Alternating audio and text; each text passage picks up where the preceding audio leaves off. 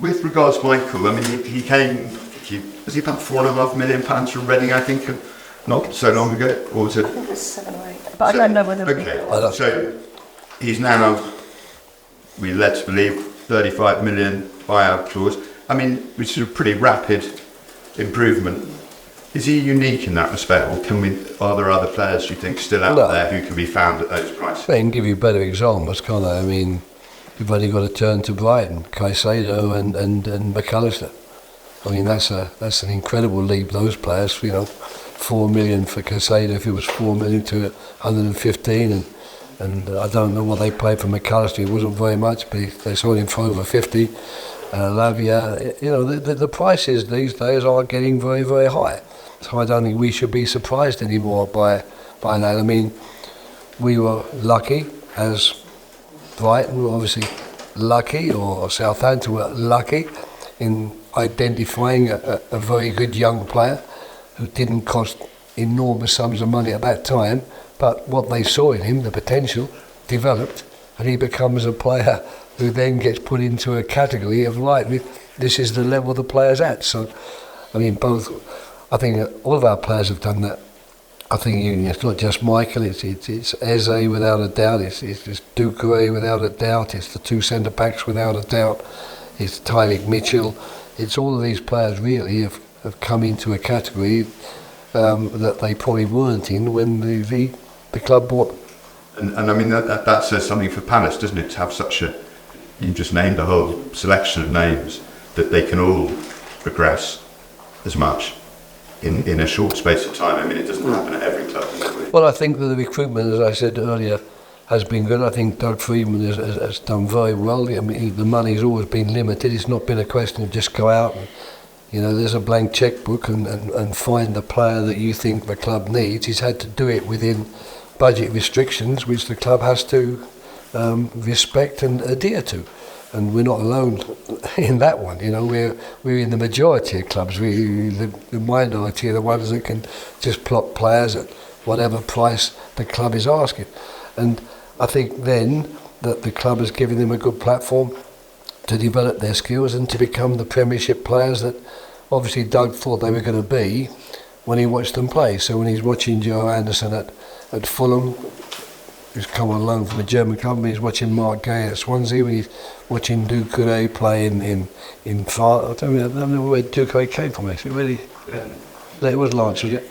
Watching him at Lens, when he's watching Michael at Reading, when he was watching Ebbs, when I was actually here at QPR. That's the work that goes in, if you like. And there's still a leap of faith needed, because, today you'll say Eberechi was cheap, but he wasn't for us when we bought him. When we paid 15, 16, whatever million pounds, that wasn't cheap at all. That was a big transfer fee. But thanks to Doug's work, it's paid off, and I'd like to think that the atmosphere, the environment, the way the club is, the way the club operates, gives people a nice platform, if you like, to show their skills and to become better players. And we talk about the ones we got now, but we can go back a lot further, even in my time, of players who I think have been quite brilliant in that respect. Brian Bissaka, we sold for 50 million. And just on, you mentioned Corey, you mentioned Eze. With regards to Corey, I mean, there's been speculation. How important is it, and how much do you want to keep him? I want to keep all of the players, there's no doubt about that. I'm a manager. The club getting money for players doesn't particularly help me, and it would be very, very difficult, I think, to go out whatever money we get to replace those players. But I mean, if you're going to ask me to sit here now and talk about speculation, I mean, Sky News fills 4 or 5 hours a day just on the subject of transfer alone, and I'm afraid most of it, and without being in any way disrespectful, I mean, the fact is, if it wasn't most of it speculation, if it was all about this is actually happening, it wouldn't be 4 hours, it'd be 40 minutes. So the last one for me is on the World Cup final on Sunday with the women. Yeah. We've obviously seen a massive growth in the women's game from the Euros, and we've got a great Dutch lady in charge who's, performing what some would say miracles with the team. How long before we get a woman at the top end of the men's game, and are you surprised there aren't more women managing at the World Cup finals? I think the way the women's game has developed is just moving things in that direction. I think if it was to happen now, there would still be eyebrows raised, because the women's game is still in that period of development, I suppose you could say, in terms of getting 60, 70, 80,000 people in stadium watching the game. I don't doubt for 1 minute that there are a lot of women football managers and coaches out there who understand the game well, who are good leaders, who understand the principles of leadership. Don't doubt that for 1 minute. How they would then fit in to working with the men's team, we will only find out when one of them takes that step. But we know that men go and coach women's teams. So there can't be any intelligent person who could suggest it can only work that way. Women could certainly come in, I'm sure, and coach a men's team.